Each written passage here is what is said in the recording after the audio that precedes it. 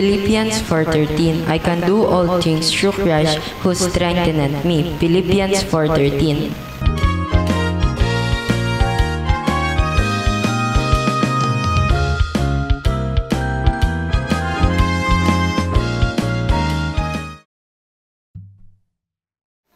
Magandang gabi po sa bawat isa. Narito po ang listahan na ating babanggitin para sa ating panalangin.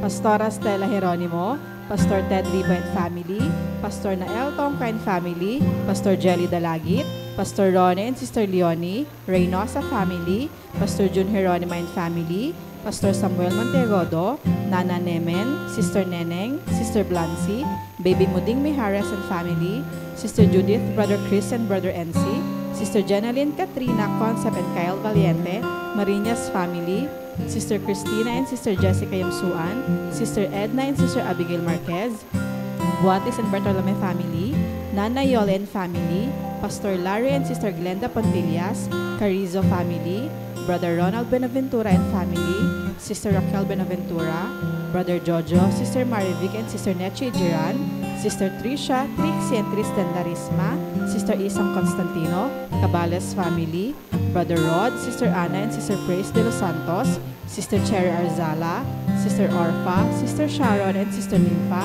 Sister Christine and Brother Michael de la Cruz, Sister Yoli Pantig, Sister Meli Montaño, Brother Jeffrey Carizo, Sister Feli Dizon, Sister Calorin Bocohan and Sister Nancy, Maulawen Family, Brother Marvin Lau, Sister May Santos, Sister Pina Montiagodo, Sister Edel Castro, Brother Reynaldo Rodriguez, Sister Joy Acosta and Sister Elodora Medina, Nanay Lina Lopez, Brother Luz Pantigan Family, Sister Fe and MJ Danganan, Brother Dixon Paras, Brother Richard and Brother Scott Michael Wayan, Brother Gerald Handa and Family, Sister Sarah Licardo, Brother Brian Bernardo, Sister Cam Saito, Zabala Family, Sister Nihal Abdul Rauf and Brother Alexander Mamao, Sister Cecilia de Sahagun, Brother Delio Larin, Sister Liway Apo and Family, Brother Francisco Fabiliar, Brother Sam Benisano, Sister Bibi Arsabi and Sister Bilen, Brother Jerry Lazara and Family,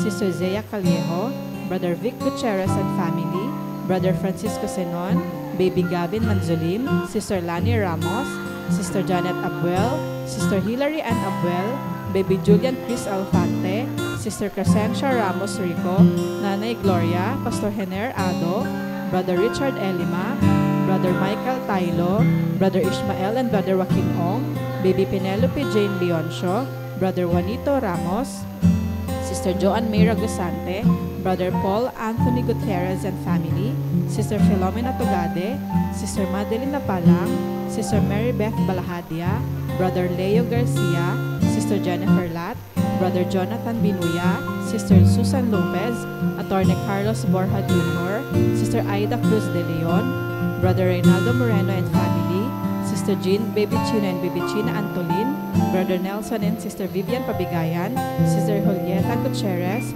Sister Aida Quiazon, Brother Brian de la Cruz, Sister Mercy de la Cruz, Brother Edgar Ventura, Sister Mariel Sebastian, Mr. and Mrs. Jed and Danny Vedayo, Sister Lizen Bangayan, Sister Melodine Paliago, Brother Renz Louis Abangan, Sister Vanessa Abingosa, Brother William Valencia Jr., Brother Ramon Rodriguez, Brother Fritz Mark Nevado, Sister Sandra and Brother Luisito Perez Sr., Sister Eunice Cantero, and Brother Jonard Pangan. Magandang gabi po sa inyo, mga minamahal kong mga kapatid. Sa inyo po, mga kapatid ko sa Iglesia ng Piel, at gayon din po sa inyo, mga kapatid ko sa Iglesia ng Pasong Tamo. At muli sa inyo po na patuloy na nakikibahagi sa gawain ito. At ngayon pong gabi, magpapatuloy po tayo sa ating panalangin. At muli babahagi ko po sa inyo ang salita ng Panginoon. Ito naman ay masusumpungan natin sa unang Thessalonica chapter 5 sa verse 16 hanggang 18.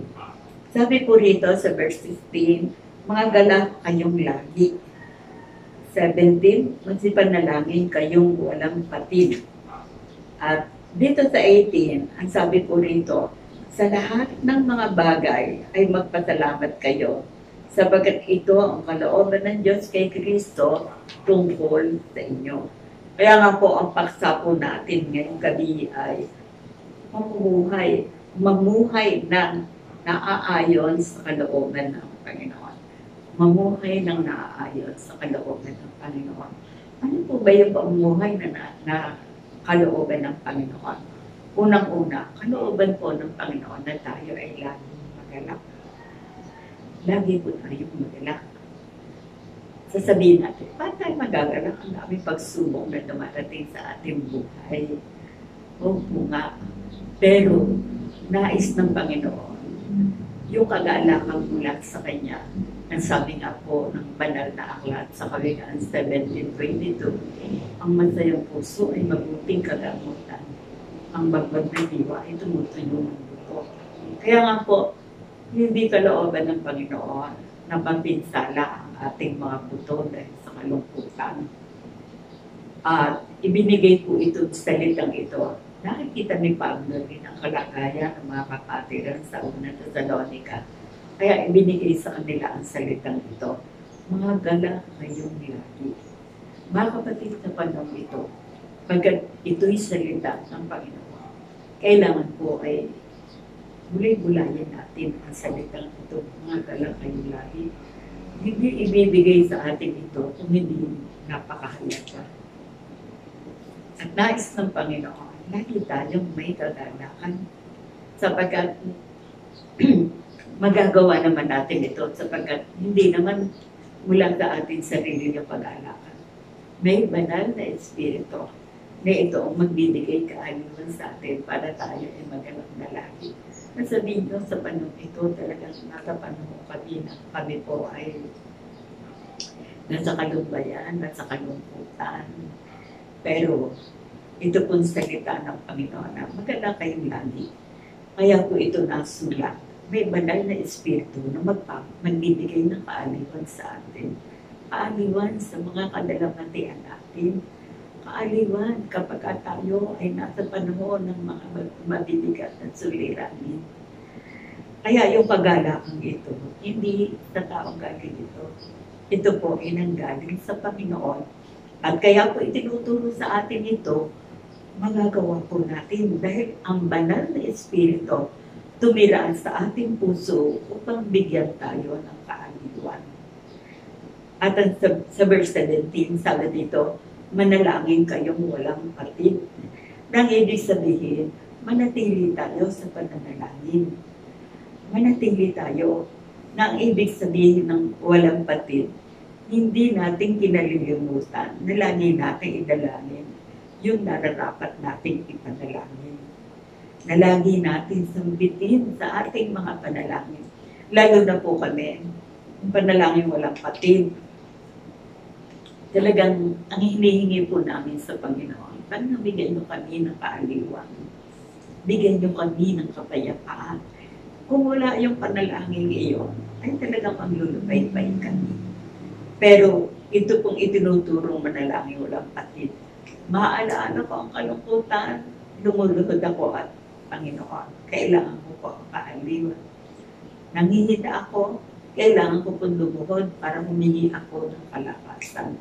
Ito po ay may kapangyarihan. Kaya sinasabing manalangin kayong walang patid. Nang ibig sabihin, magpatuloy kayo sa panalangin. Kahit ano ang iyong ginagawa, pwede natin sabihin sa Panginoon kung ano ang ating mga pangailangan. At sa verse 18, sa lahat ng mga bagay, ay magpasalamat kayo sapagkat ito ang kalooban ng Diyos kay Kristo tungkol sa inyo. Madali po magpasalamat kung wala tayong problema. Madali tayo magpasalamat kung tayo sagana. Pero tinuturo mo dito ay sa lahat ng bagay magpasalamat tayo. Bakit? Sapagkat ito ang kalooban ng Diyos kay Kristo tungkol sa inyo. Halimbawa na lang sa kalagayan namin. Bakit dapat magpasalamat? Kalooban ng Panginoon magpasalamat. Ano ang ipagpapasalamat namin? Panginoon, salamat sa kabila ng kalungkutan. Sinasamahan niyo kami. Panginoon, salamat sa kabila ng panghina. Pinalalakas niyo kami. Panginoon, salamat po Sabagat kayo ang Diyos na nagmamalasakit sa buhay namin, nagmamalasakit sa ikabubuhay namin. At sa lahat ng bagay, magpasalamat. Ito ang sinasabi. Sa lahat ng mga bagay, magpasalamat kayo. Sabagat ito ang kalooban ng Diyos kay Kristo tungkol sa inyo. Magpasalamat sa lahat ng bagay. Kalooban ng Diyos na tayo magpasalamat. Hindi po kalooban ng Diyos na tayo magreklamo. Hindi po kalooban ng Diyos na tayo mag-alinlangan sa Kanya. Kundi sa lahat ng mga bagay, magpasalamat tayo sapagkat ito ang kalooban niya sa bawat isa sa atin. At ito ang kalooban ng Diyos kay Kristo tungkol sa inyo. Sa lahat ng mga bagay, magpasalamat tayo. Kaya, patuloy po natin gawin ang mga salitang ito sapagkat ang salitang ito, mahalagang salita at may kapangyarihan upang nais ng Panginoon. Maranasan natin ang kapangyarihan ng kanyang mga salita na ito ang tutulong sa lahat ng ating mga pangangailangan. Tayo po ay magpatuloy sa panalangin. Panginoon, nagpapasalamat kami sa inyo pagkat bagamat dumarating kami sa mga nadadaanan namin pagsubok, may kalungkutan. Pero sabi niyo, magalak na lagi, sapagkat ang banal na Espiritu ay nasa puso namin upang bigyan kami ng kaaliwan. Kaya Ama, bigyan niyo po ito ng bisang kapangyarihan sa aming buhay upang magawa po namin ang kalooban. At lahat ng bagay kami salamat. At bagamat mayroong mga kalungkutan ay kayo pa rin ang magbibigay sa amin ng kagalakan upang maranasan namin na kami mararang nalangin. At salamat sa mga mahalagang paalaala niyo, natili kami palagi sa pananalangin. Manalangin kami walang patid upang ang lahat na nanggagaling sa inyo ay maranasan namin na kayo, ang Diyos, ay nagmamalasakit sa amin. Yaman, pagpalain niyo sa salitang ito. Pagpalain niyo kapatiran sa Iglesia ng PL. Alam ninyo na sila ay mayroong pangailangan sa inyo. Alam ninyo ang pangailangan din ng mga kapatiran sa Iglesia ng Asundamo. Tulungan yung pagkais kami ng Espiritu na kami ay magkaroon lagi ng pagpapasalamat sa lahat ng bagay sapagkat ito ang kalooban ko. Na kami sa panong ito, bagamat may mga kalungkutan, kami po ay tulungan yung magkakapatid na ang kaaliwang ng banal na Espiritu ay ipagkaloob niyo po sa aming magkakapatid. At ang may mga sakit ay patuloy niyong pagalingin, ang mga nagigilig patuloy niyong abutin, at ang lahat patuloy niyong bigyan ng salamat. Lakas ang espiritual, lakas ang physical, mula sa inyong pagkalat. May nagtitiwala ako sa inyo bilang kami, mga anak ninyo, mga kapatid sa Iglesia ng PL, mga kapatid sa Iglesia ng Asundamo, ang mga salitang ito may kapangyarihan upang ito, Panginoon, ay manatili sa pusong isipan namin at lagi ko namin maalaala kapag kayong palagi. Kung kaya nga, kailangan namin lahat ng bagay magpasalamat kami sapagkat ito ang pinaulan ng kanita. Ito po ay aking hinihingi, pinagpapasalamat sa mga lanes. Amen.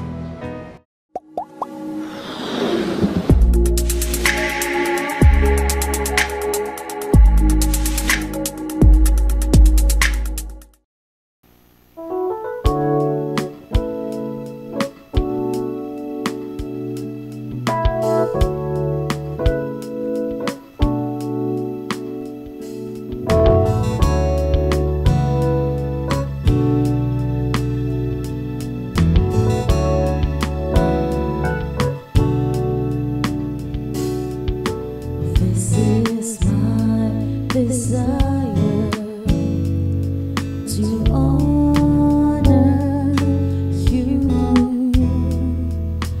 Lord, with all my heart I worship you.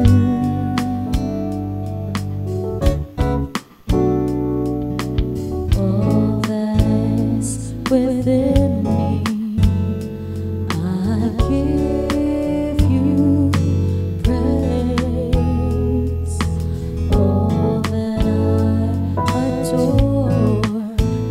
in you.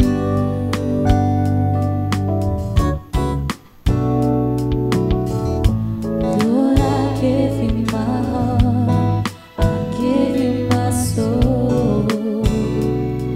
I live for you alone. Every breath that I take, every moment I'm awake. Lord, have your way in me.